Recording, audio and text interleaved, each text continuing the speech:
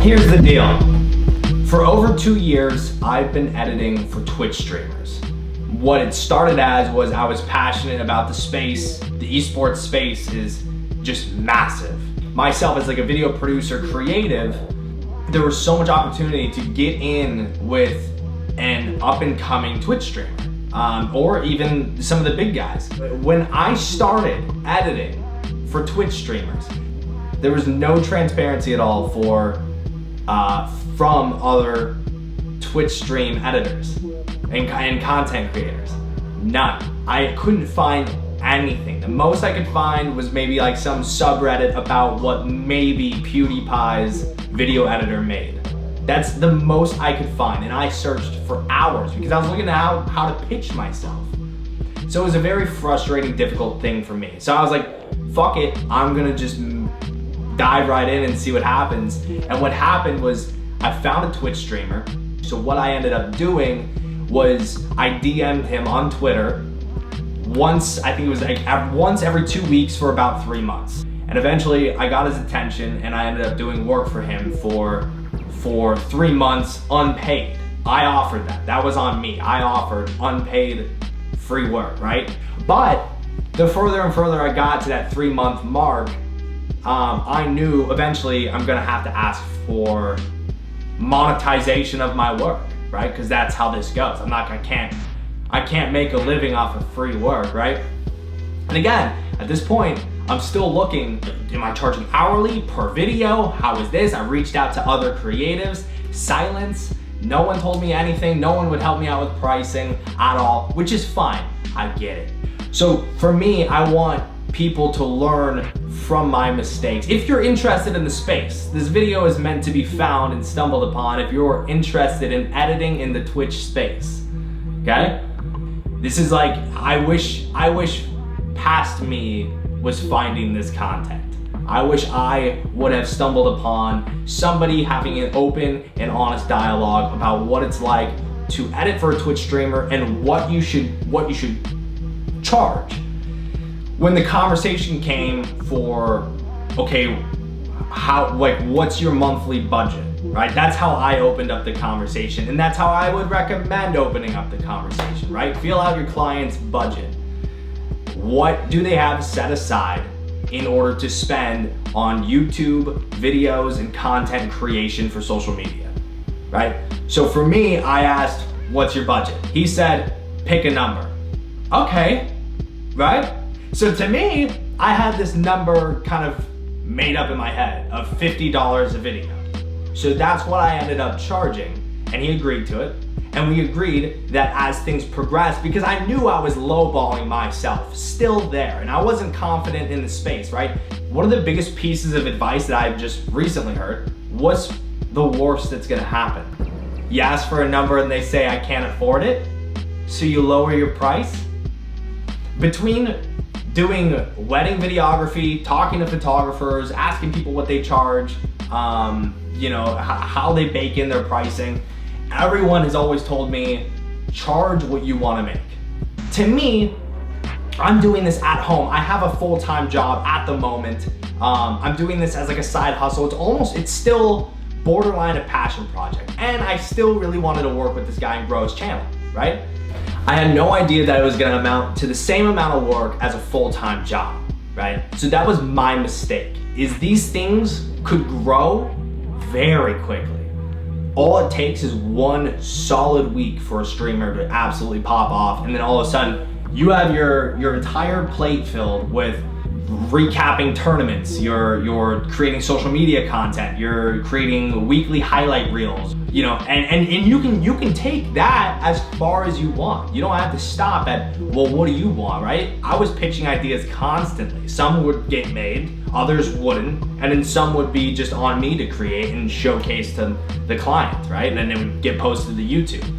But where things started to get tricky, we didn't have like, okay, so X amount of hours, whatever. All we had agreed on was $50 per video. Now there are so many variables that go into that. If my client won a tournament right? In the battle royale space, because I was primarily working in like the Call of Duty battle royale space and have been for the past 2 years. Depending on the tournament, 6 to 8 hours condensed to 20 minutes. I had to skim through all that footage. It ended up being about 8 to 9 hours of work for those tournament videos, right? So that's not the same as taking a 20-minute full game. To me, that's easy, right? You take a 20-minute game and condense it down to about 10 minutes and include some, before and after commentary. That's easy to do. So to me, that's worth $50. So that's where I started to make mistakes. I was labeling each individual video, and I was doing a video every day or every other day.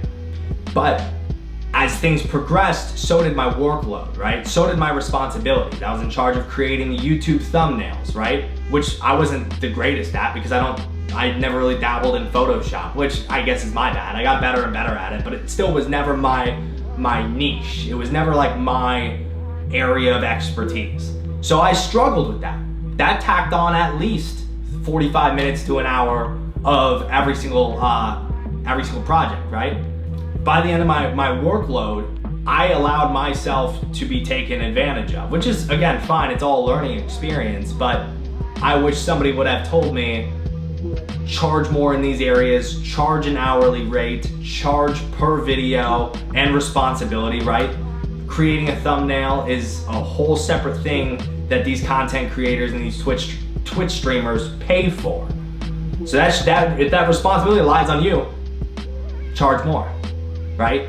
Now, I'm not saying charge $50 for the thumbnail, but feel it out. You charge what you want to make off of that work. For me, my advice is have honest, transparent communication with your client before you guys even dive into any sort of business relationship, and make sure that you both are on the same page. Make sure you both understand what your responsibilities are going to be, and if they change, it might cost them a little more depending on how you want to work, right? You can do the entire thing for free for a whole year if you want.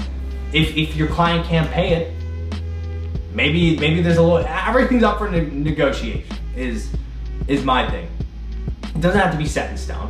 You can take shortcuts, you can do whatever, you can pick and choose from your from what you want to bring to the table for your client. It doesn't all have to be so cut and dry.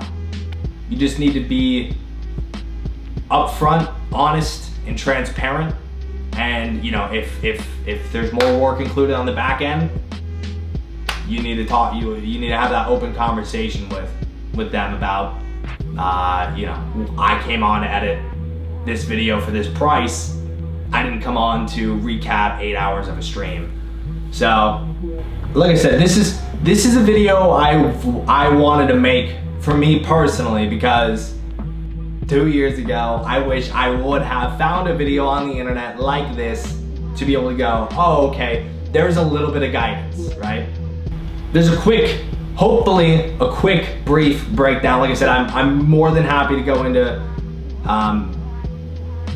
more like transparent breakdown of my pricing, the way I do things, my experiences, any sort of stories that you might want to hear, whatever it is. I'm more than happy to be there for somebody that is currently in my shoes 2 years ago. But it's a lot of fun, and there's so crazy opportunities. Before, all good, but there's so much money to be made, friends to make, business to be had in this specific space, and things are only beginning to skyrocket, and I mean, they're only going to continue to go as COVID continues, which doesn't seem like COVID's going anywhere. So what better time to get into editing for a Twitch streamer or streaming in general than right now? If you have any questions, seriously, let me know. I'd be more than happy to lend any advice, or like I said, share any of my previous experiences that might help you and shed some light on where you should be heading and how you should handle your communication. Cool. Thanks for watching. Appreciate it.